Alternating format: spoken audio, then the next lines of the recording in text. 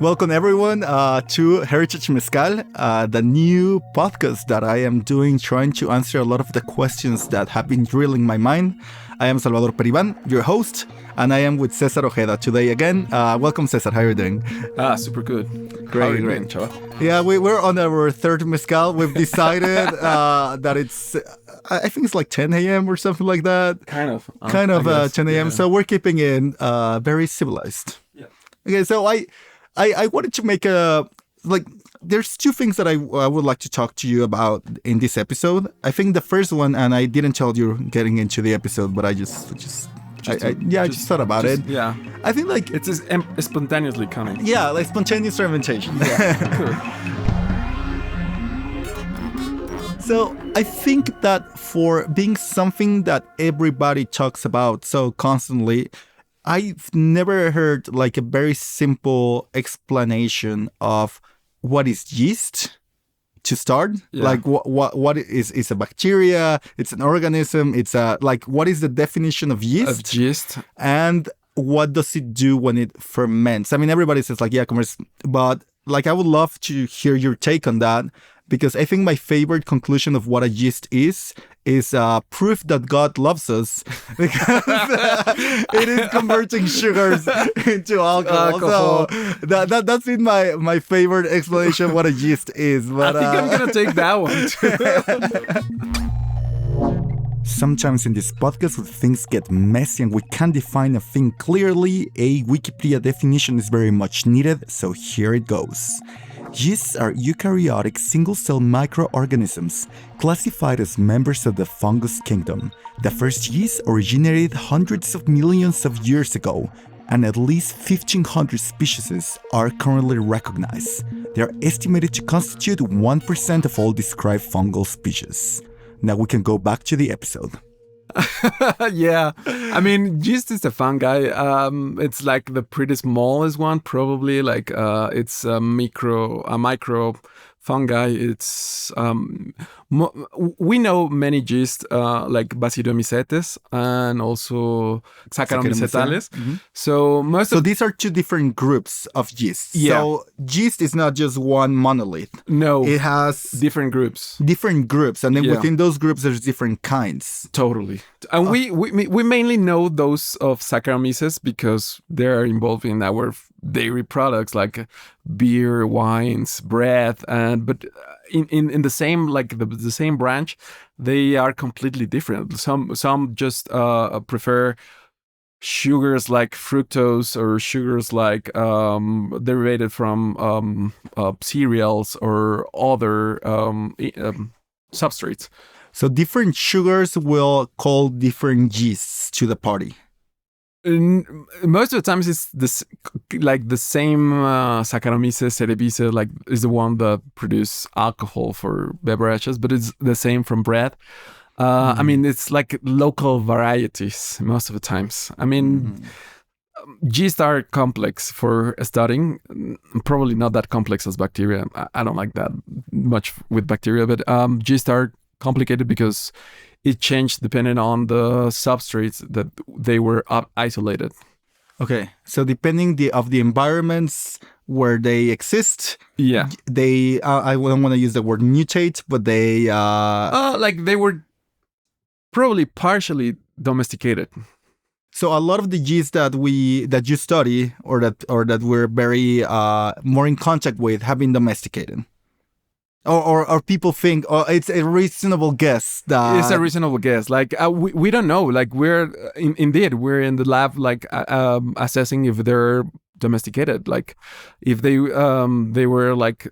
I mean, they're domesticated because it's Saccharomyces most of the times is domesticated, but how different the domestication process goes in this, with these yeast varieties, like these yeast strains. So, and I guess that prompts to a second part of the question. Like, if you domesticate something, it's because you wanted to direct a certain behavior. Yep. And what is the behavior of yeast? Like, why did humans will have wanted to domesticate them? What do they do for us? Oh, most lovely thing that we love, alcohol. I mean, Saccharomyces produce alcohol, but nowadays, like, there's like this shifting in mentalities. Like, probably we don't need too many alcoholic beverages, but we need alcoholic beverages with complexity flavors. So nowadays, like, the non-Saccharomyces species are like winning more relevance right now. So, like, non-Saccharomyces species, there are a lot of them, like Torulalopsis. I'm sorry, I forgot the name, but there's a lot. I mean, of and all different kind of yeast, and they produce like different aromas and flavors. So, like, they can change the flavor of the fermentation. Like, they can bring waxy flavors, butter flavors, fruity flavors, or maybe off flavors that you don't want in the beverage. So they can be your allies, or they can bite you. Totally. Okay. And just like strictly speaking, what do? They go into a sugary soup, and then they most of them, they don't produce alcohol, but they produce like different aromas. So they try to eat some sugar, and then after they eat the sugar, they poop some different components, like compounds.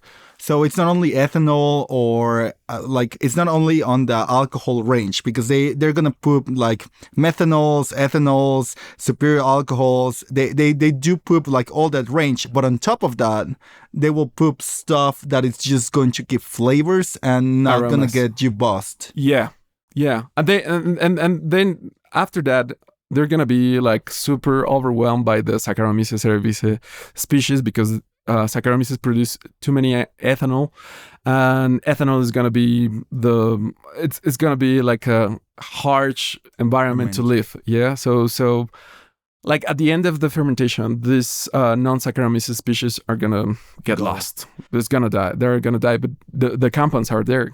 So if let me see if I'm understanding well. Like, and just to make a summary. So if you have a complex population starting, like you have like this thing that it's ultimately gonna conquer, right?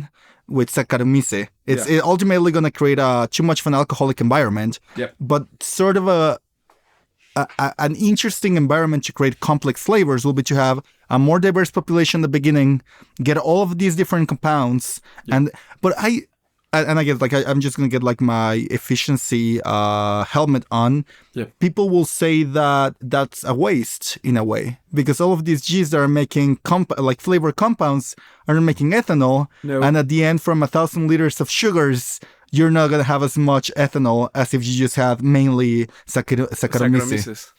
I mean, it's something that occurs like in time. I mean, at the beginning, they're gonna be there. I mean, I think at the beginning of a fermentation, for instance, for Mezcal, it's better to have this huge diversity of non-Saccharomyces species, because they're gonna bring like super weird flavors and complexity. Cheers for that! I do have a tiny bit down there. So. Exactly. And after that, Saccharomyces is gonna prevail. Like, I have seen many practices where people, like in the middle of the fermentation, add pulque or other Saccharomyces stored, and so like do not have this trade-off that you're talking about. Like, they bring Saccharomyces population because they know they're gonna have they want to have alcohol at the end. Yeah. So, and also it in like by producing cedar, I have seen like they add just a special Saccharomyces strain because they want like hard or dried cedar instead of like this sweet cedar that we consume mostly in Mexico. I love. Yeah, we're talking about that. Yeah. I love it too. Yeah, but yeah, like there's a lot of practices, but yeah.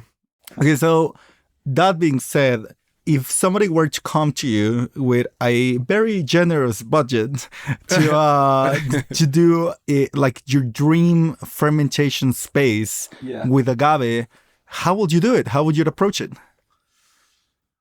I mean, if it's gonna be like a non-empty budget. I'm talking like whoever paid for Messi or Mbappé or. Oh shit! Yeah, I'm talking about that. Much money.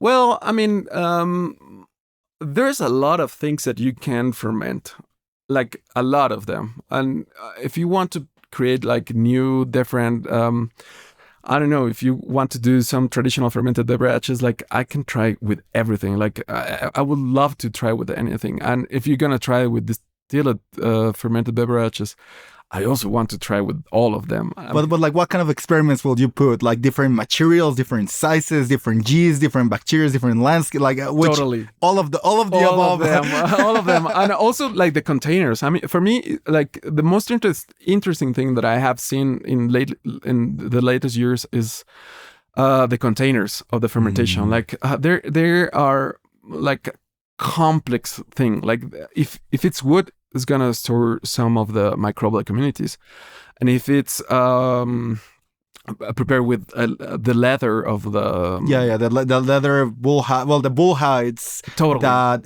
like in the north of Puebla, and exactly, and they're gonna bring like waxy or like different flavors. I mean, it's super complex. Like I mean, I want to try with different kind of containers, like clay pots or marble. I wanted to convince someone to have marble fermentation tanks. I would love to do that. That would be amazing, right? Yeah. I mean, and it's even interesting that just fermenting with stainless steels, like in the beer crafting, like it's completely like. I mean, I love beer, but it's kind of. You were working in beer. You were working with the kids. Can I say it? Like Monstruo de Agua?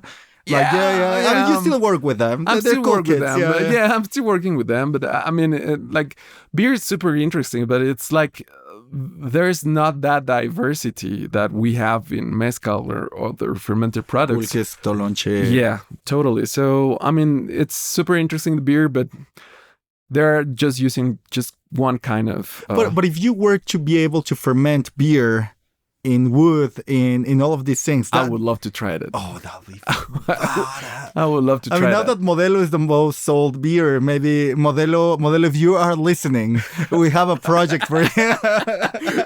Yeah, bring some money here. Yeah, not money, enthusiasm. Just bring some enthusiasm. I will take care of it.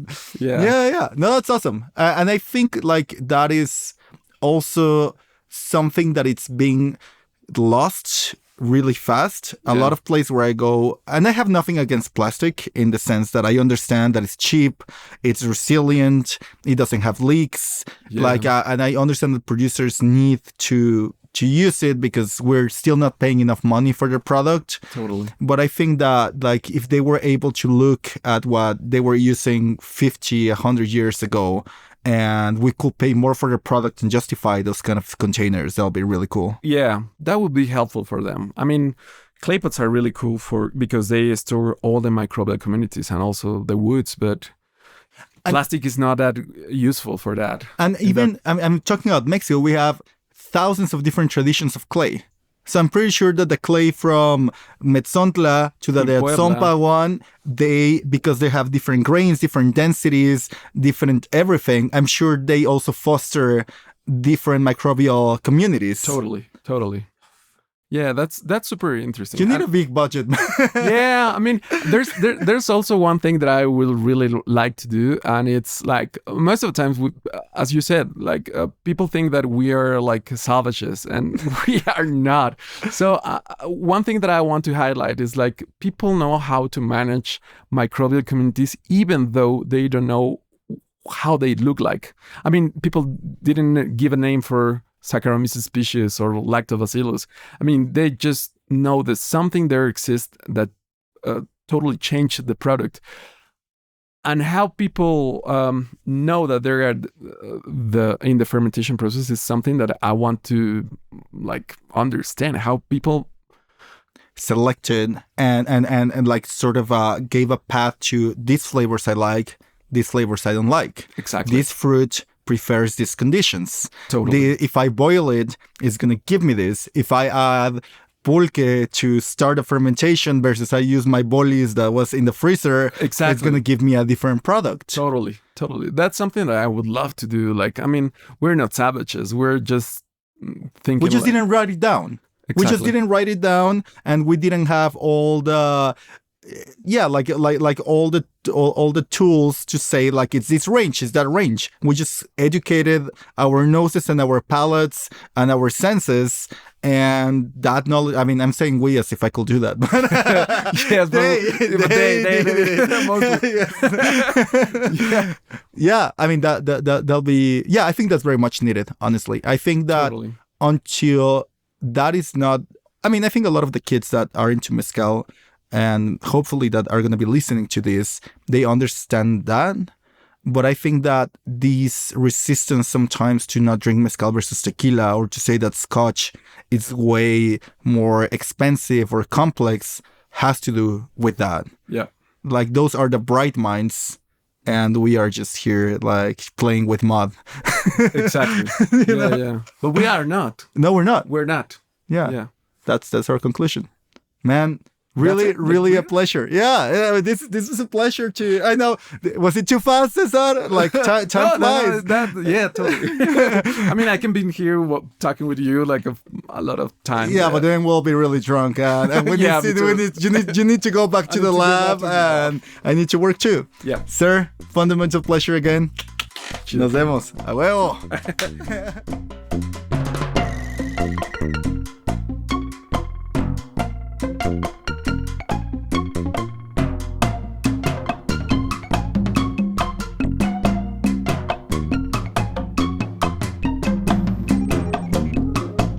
This was Heritage Mezcal, the incredibly eclectic podcast that likes to delve into the depths of the country we call Mexico.